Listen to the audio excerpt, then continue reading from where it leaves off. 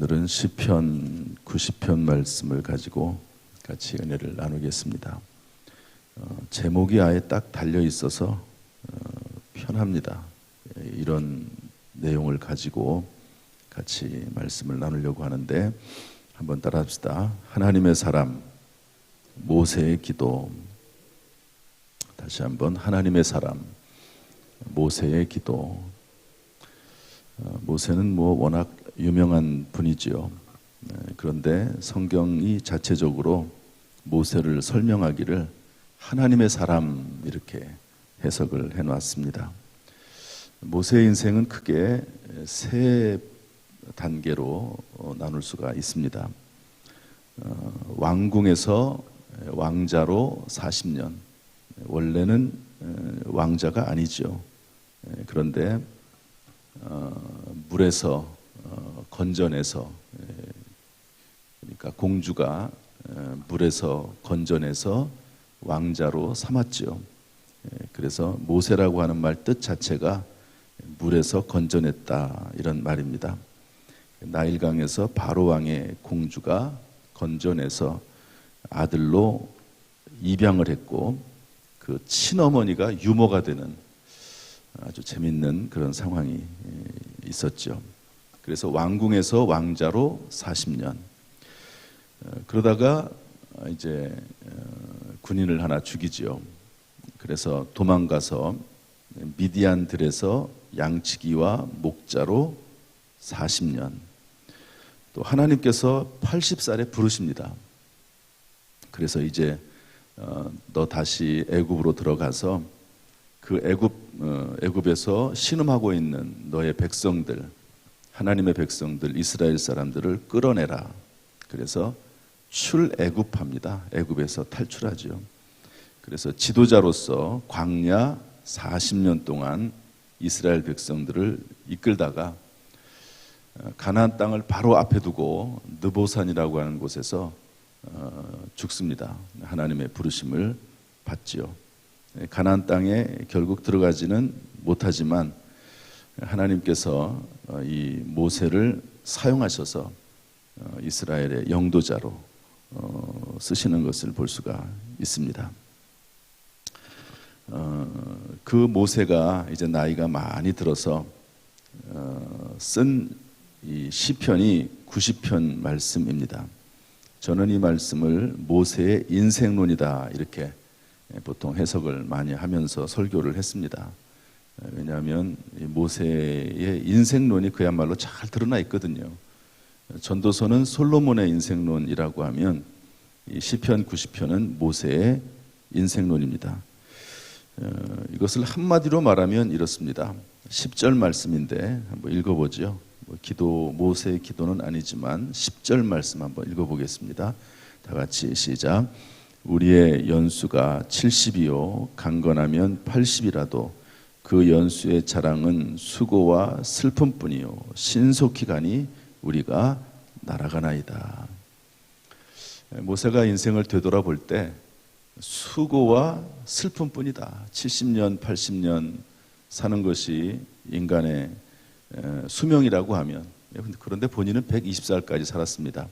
어쨌든 수명이 70살, 80살, 평균 수명이 70, 80을 넘지는 않을 겁니다.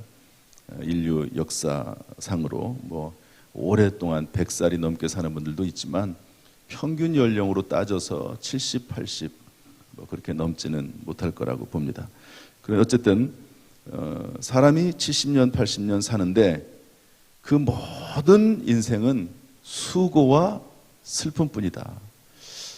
모세가 인생을 너무 비관적으로 봤을까요? 그럴 수도 있고 그렇지 않을 수도 있을 것입니다.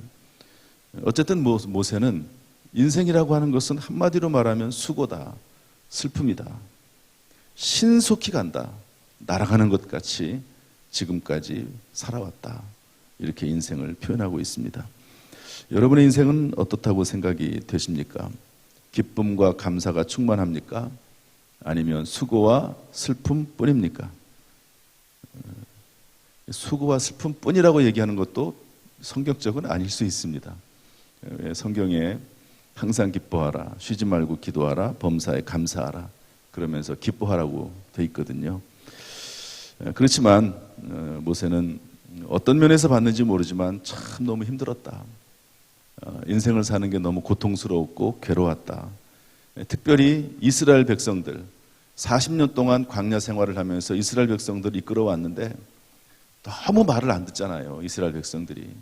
심지어는 지도자인 모세를 돌을 쳐서 죽이려고까지 하고 불순종하고 거역하고, 그럼에도 불구하고 이스라엘 백성들을 끌고 가나안 땅까지 데리고 가야 되는 사명이 또 모세에게 있었습니다.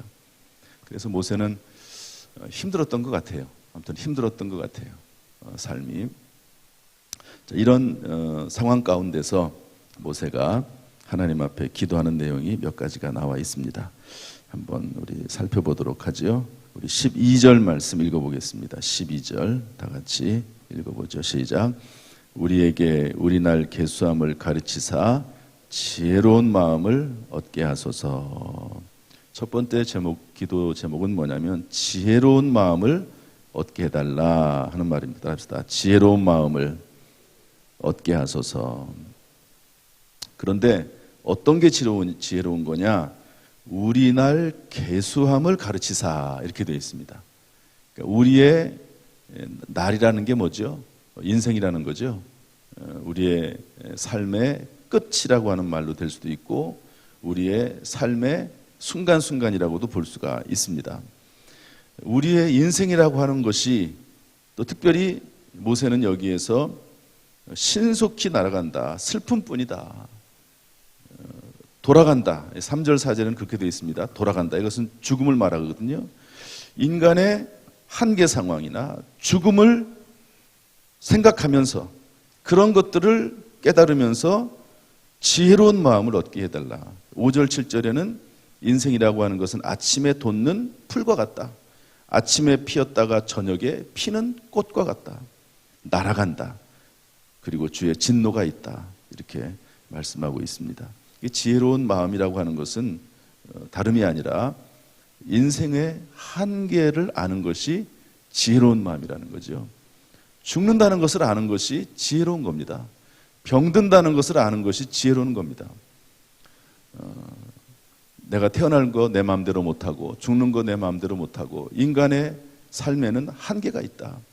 여러분 아무리 돈이 많고 부자라도 죽습니다. 언젠가는 병이 듭니다. 어떤 권력을 가졌다 할지라도 어느 순간에는 그 권력을 내려놓을 때가 있겠지요. 그리고 그 권력의 맛을 깊이 보았으면 보았을수록 그 미래가, 그 운명이 비참하게 끝나는 경우가 훨씬 더 많습니다. 이런 걸 볼 때 아무리 높은 위치에 있다 할지라도 내가 병든다. 때가 되면 여러분 모세같이 이렇게 건강하게 살다가 죽는 사람이 얼마나 있겠습니까? 저는 물론 이제 그런 내용 가지고 참 많이 말씀을 했는데 요즘 그러고 보니까 그 얘기를 잘 안 했네요. 모세는 하나님 보실 때 눈이 흐리지 아니하고 기력이 쇠하지 않았다고 했습니다. 참 큰 복이죠. 한번 따라합시다. 눈이 흐리지 아니하고 기력이 쇠하지 아니했다. 새벽이라서 눈이 흐리지 않고 기력이 쇠하지 않았다고 했거든요. 얼마나 큰 복입니까? 총명했다는 거죠. 총명했다. 이런 은혜가 저와 여러분에게 있기를 주님의 이름으로 축복합니다. 어쨌든 그렇게 됐는데도 어쨌든 그 인생이 죽고 병들고 생로병사 가운데 있는데 그것을 아는 것이 지혜다 하는 것이죠. 오늘 이 모세의 기도를 보면서 나도 죽는다. 따라합시다. 조금 기분 나쁠 수도 있지만 한번 해봅시다. 나도 죽는다. 다 죽습니다. 다 죽어요. 그러니까 죽음을 대비하는 것이 지혜로운 사람이다 하는 것을 알려주고 있습니다. 그래서 모세는 지혜로운 마음을 얻게 하소서. 나의 나를 계수함으로 지혜로운 마음을 얻게 하소서. 이렇게 기도했습니다. 여러분 120세를 살았던 모세의 이 간절한 기도가 여러분 지혜로운 기도고 합당한 기도 아니겠습니까? 그러므로 하나님 앞에 우리의 나를 계수하면서 살 수 있게 해달라고 지혜로운 마음을 얻게 해달라고 기도하는 기도가 저와 여러분의 기도가 될 수 있기를 주님의 이름으로 축복합니다. 그 다음에 13절 말씀 읽어보겠습니다. 13절 다 같이 읽어보죠. 시작. 여호와여 돌아오소서. 언제까지니까 주의 종들을 불쌍히 여기소서. 인생에 대한 시각이 수고와 슬픔뿐이기 때문에 물론 기쁨도 없었겠습니까마는 전체적인 관점으로 그렇게 본 것입니다. 따라서 불쌍히 여겨달라고. 저는 이런 기도 많이 합니다. 하나님 저를 불쌍히 여겨주세요. 하나님 우리 교회 성도들을 불쌍히 여겨주세요. 참 힘들게 살아갑니다. 어렵게 살아갑니다. 불쌍히 여겨주세요. 모세가 그렇게 기도했습니다. 그 다음에 세 번째로 14절 15절 말씀 읽어보겠습니다. 14절 15절 시작. 아침에 주의 인자하심이 우리를 만족하게 하사 우리를 일생 동안 즐겁고 기쁘게 하소서. 우리를 괴롭게 하신 날수대로와 우리가 화를 당한 연수대로 우리를 기쁘게 하소서. 따라서 합시다. 즐겁고 기쁘게 하소서. 네. 이런 기도가 또 있습니다. 시험과 시련이 없을 수는 없습니다. 10절에 저 수고와 슬픔뿐이라고 말했는데요. 위기를 기회로, 문제를 축복으로 만들어 나갈 뿐입니다. 우리를 괴롭게 하신 날수대로와 우리가 화를 당한 연수대로, 괴로움이 있고 화를 당하는 것이 있지만 그러나 그럼에도 불구하고 그런 위기를 기회로, 문제를 축복으로 하나님이 주시는 지혜와 능력을 받아서 바꿔나가는 그런 삶이 있는 것이지 평생 위기나 고통이 없을 수는 없다. 여러분, 우리가 살고 있는 이 세상은 천국이 아닙니다. 그래서 나는 정말로 잘 살고 싶고 평안하게 살고 싶고 좋은 관계를 유지하고 살고 싶어도 상황이 또 상대방이 원하지 않을 때도 많습니다. 그래서 하나님 앞에 이렇게 기도하면서 우리의 삶을 또 우리의 마음을 바꿔나가면서 살게 되는 거죠. 오늘 이 말씀처럼 하나님께서 우리를 불쌍히 여기셔서 즐겁고 기쁘게 하시기를, 또 혹시 어려움 중에도 오히려 그것을 바꿔서 순조롭게 풀려지게 하시기를 주님의 이름으로 축복합니다. 네 번째로 우리 16절 말씀 읽어보겠습니다. 16절 시작.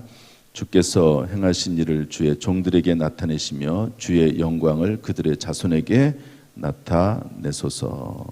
주의 행하신 일을 주의 종들에게 나타내소서. 이렇게 되어 있는데요. 이 말씀을 하박국서 3장 2절 말씀과 연결지어 보면 이렇습니다. 제가 읽어볼게요. 하박국서 3장 2절. 여호와여 내가 주께 대한 소문을 듣고 놀랐나이다. 여호와여 주는 주의 일을 이 수년 내에 부응하게 하옵소서. 이 수년 내에 나타내시옵소서. 진노 중에라도 긍휼을 잊지 마옵소서. 그러니까 주의 종들에게 하나님의 일을 나타내라고 하는 거죠. 수년 내에 부응케 해달라고.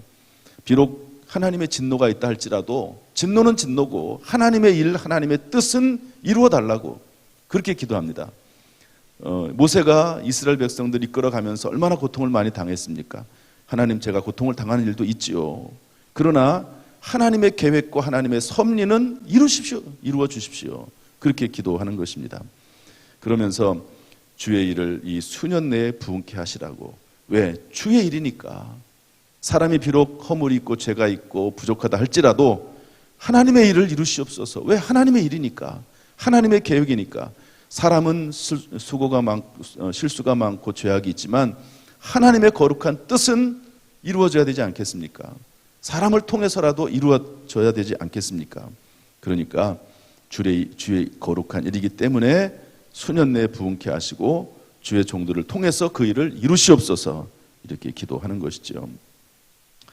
여러분, 만약에 하나님의 뜻과 계획이 아니면, 하나님의 공의대로 하시면 여기에 앉아있을 사람은 한 명도 없을 겁니다.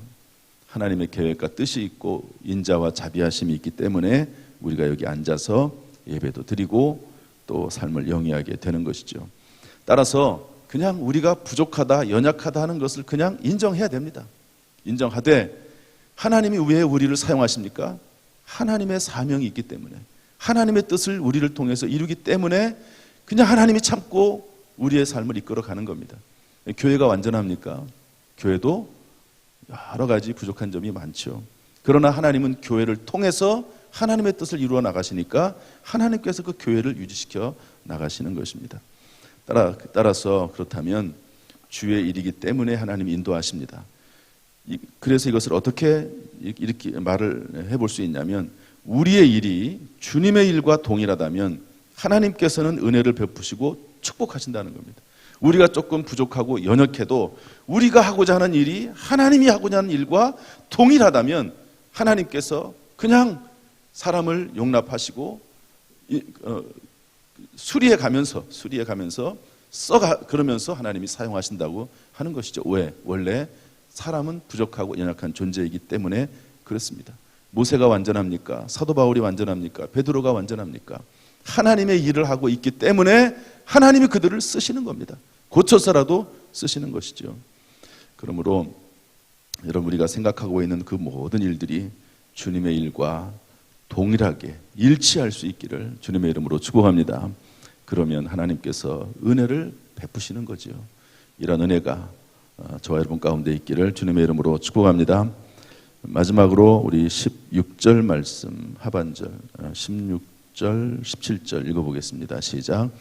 주께서 행하신 일을 주의 종들에게 나타내시며 주의 영광을 그들의 자손에게 나타내소서. 주 우리 하나님의 은총을 우리에게 내리게 하사 우리의 손이 행한 일을 우리에게 경고하게 하소서. 우리의 손이 행한 일을 견고하게 하소서. 다섯 번째로는 주의 영광을 그들의 자손에게 나타내소서, 이렇게 되어 있습니다. 우리의 관심도 자녀들입니다. 그런데 하나님의 관심도 자녀에게 있습니다.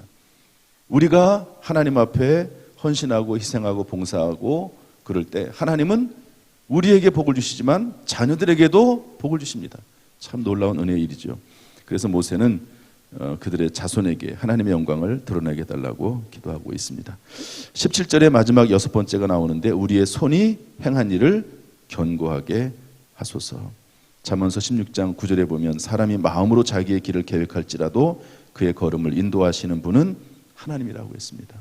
여러분, 오늘 하나님을 의지하면서 살아나갈 때 하나님께서 우리의 행하는 일들을 견고하게 하십니다. 하나님이 저와 여러분에게 함께 하실 때 늘 우리의 마음이 주께로 행하기를 바라고 주의 거룩한 사역에 우리의 마음이 집중될 수 있기를 주님의 이름으로 축복합니다. 모세가 이렇게 기도했다는 것이 중요합니다. 여러분, 예수님도 기도했습니다. 하나님의 아들 예수님도. 모세 같은 능력자도, 하나님의 은사와 능력이 많은 분도 기도했습니다. 사도 바울도 매일 기도했습니다. 기도할 때 지혜도 주시고 능력도 주시기 때문에 그렇죠. 오늘도 매일매일 밤낮으로 기도하는 가운데 하나님의 지혜와 능력이, 또 하나님의 도우심이 충만하기를 주님의 이름으로 축복합니다. 하나님께서 우리 모든 성도들을 순조롭게 하시기를 주님의 이름으로 축원합니다. 기도하겠습니다. 하나님 아버지, 오늘 시편 90편 말씀을 통해서 하나님의 사람 모세의 기도를 듣게 하시니 감사합니다. 평생 우리도 성령의 인도하심을 따라 기도하는 복된 인생이 되도록 우리를 도와 주옵소서. 우리가 심히 연약하고 부족합니다. 모세가 말했던 대로 수고와 슬픔뿐이요 신속기간이 날아가는 것과 같습니다. 잠깐 피었다가 사라지는 풀과 같습니다. 꽃과 같습니다. 하나님, 우리를 불쌍히 여겨 주옵소서. 우리의 자손들을 하나님이 지켜 주옵소서. 우리의 계획과 하나님의 계획이 일치하게 하여 주옵소서. 불쌍히 여기시고 즐겁고 또한 우리를 기쁘게 하여 주옵소서. 무엇보다도 우리 날 계수할 수 있는 지혜로운 마음을 우리에게 허락하여 주옵소서. 예수님의 이름으로 축복하며 기도하옵나이다. 아멘. 이제는 우리 주 예수 그리스도의 은혜와 아버지 하나님의 무한하신 사랑과 성령님의 교통하심이 이 시간 주 앞에 나와 예배드리며 기도하며 찬송하는 모든 성도들에게 그 가정, 직장, 사업, 자녀, 심령 위에 함께 하시기를, 또한 순조롭게 하시기를 간절히 축원하옵나이다. 아멘.